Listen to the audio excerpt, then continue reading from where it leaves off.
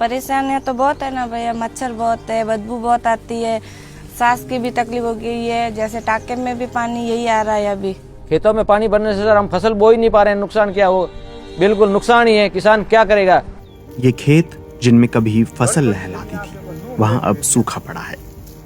जो जोजरी नदी इन खेतों में हरियाली लाती थी, वही इनके लिए जहर बन गई और खेतों को बंजर बना दिया।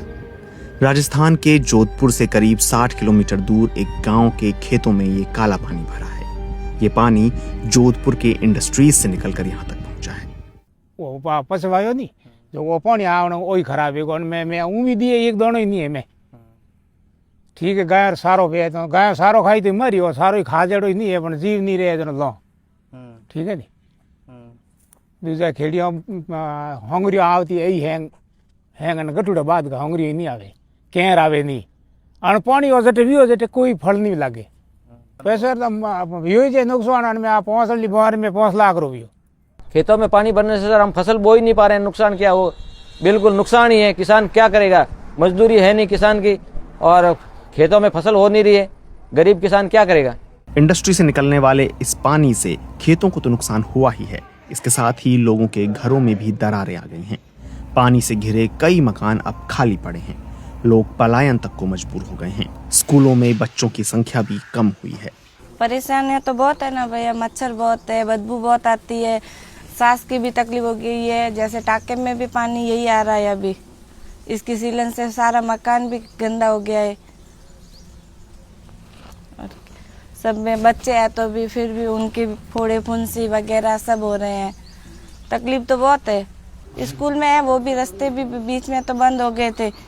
फिर 1 महीने की छुट्टी रखी थी सरकार की तरफ से, क्यों पानी भर गया था पूरी स्कूल में। स्कूल भी गंदी हो रखी है उस हिसाब से।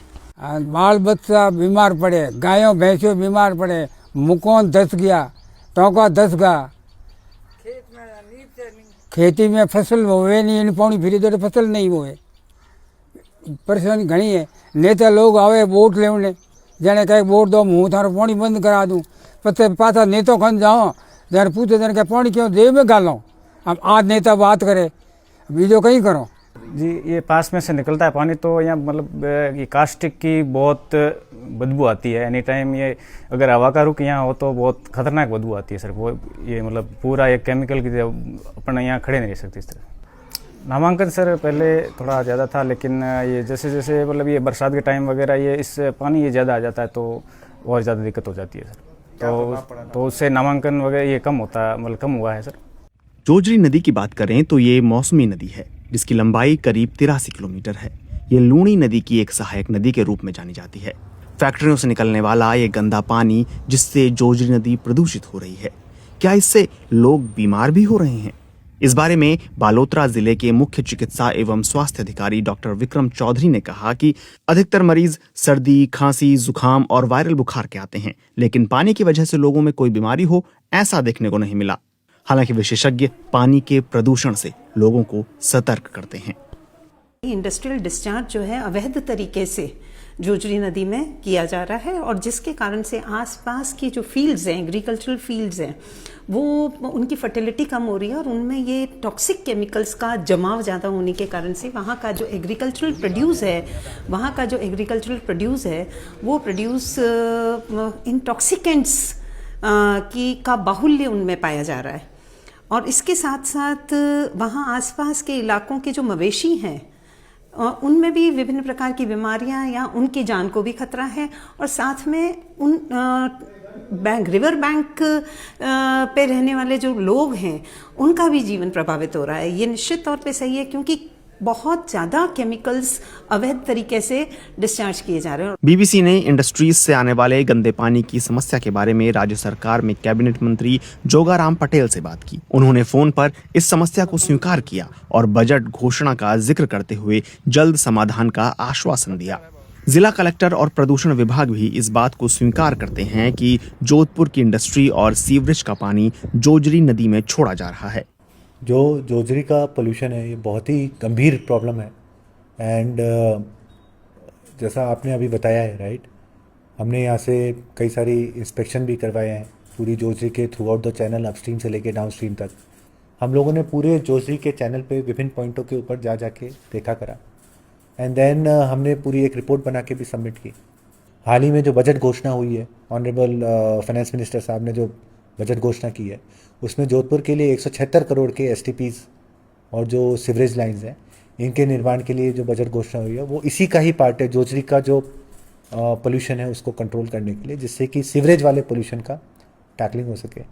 जो सेकेंड पार्ट है इंडस्ट्रियल पोल्यूशन का, इंडस्ट्रियल पोल्यूशन के अंदर यहाँ पर एक CTP बना हुआ है।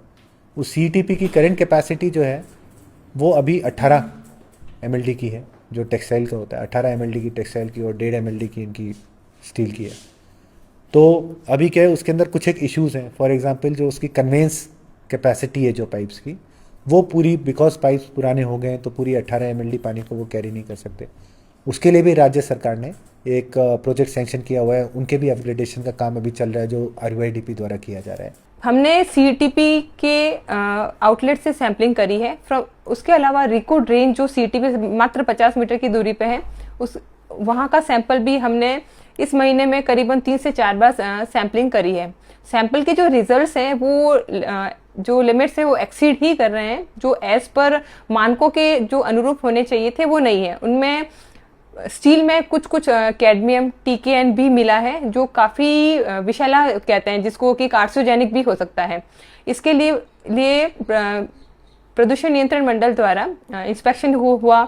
इंस्पेक्शन रिपोर्ट हमने जयपुर ऑफिस प्रेषित कर दी थी। जयपुर ने इंडस्ट्रीज को बाउंड किया, CTP को बाउंड किया कि वो इलीगल डिस्चार्ज को बढ़ावा ना दे। जो पानी जा रहा है वो treatment with in prescribe limit करके ही वो डिस्चार्ज करें। जोधपुर में हैंडीक्राफ्ट, टेक्सटाइल और स्टील इंडस्ट्रीज की बड़ी संख्या है। इनमें टेक्सटाइल और स्टील इंडस्ट्रीज के पानी को ट्रीट करने के लिए 2 अलग-अलग CETP ट्रीटमेंट प्लांट हैं। इंडस्ट्रीज से जुड़े लोग भी अपनी कई समस्याएं गिनाते हैं। अभी रिसेंटली ये समस्या थोड़ी सी क्यों अपने सामने आ रही, क्योंकि जो CTP प्लांट जो जोधपुर में बना हुआ है, बहुत पहले बना हुआ है, उसकी कैपेसिटी बहुत लिमिटेड है। तो विद द टाइम सरकार को एक्चुअली, जब भी CTP प्लांट, हम भी काफ़ी टाइम रिक्वेस्ट करते रहते हैं सरकारों से कि जो CTP प्लांट आगे सरकार को जो 25-30 साल के विजन को देखते हुए बनाना चाहिए। आगे आज हमारे को शहर की समझो इंडस्ट्रीज की रिक्वायरमेंट समझो 200 KLD की CTP प्लांट की रिक्वायरमेंट है, तो आने वाले टाइम में 15-20 सालों में वो डेफिनेटली बढ़ के 400-500 होगी। तो जो पुराना CTP प्लांट है, कहीं ना कहीं उसकी कैपेसिटी एग्जॉस्ट हो चुकी है। प्लस जो पाइपलाइन जो सरकार जब करती है, आज की सिचुएशन को देख के पाइपलाइंस भी जो लगी हुई है वो पुरानी है, तो जो वेस्ट मटेरियल होता है उसमें काफ़ी टाइम बाद पाइपलाइंस वगैरह भी काफ़ी चौक हो जाती है। सरकार और प्रशासन की बातें अलग हैं, लेकिन जमीनी स्तर पर ग्रामीण इस समस्या से बेहद परेशान हैं और उन्हें अपने भविष्य की चिंता सता रही है। ये मामला कोर्ट तक का सफर तय कर चुका है।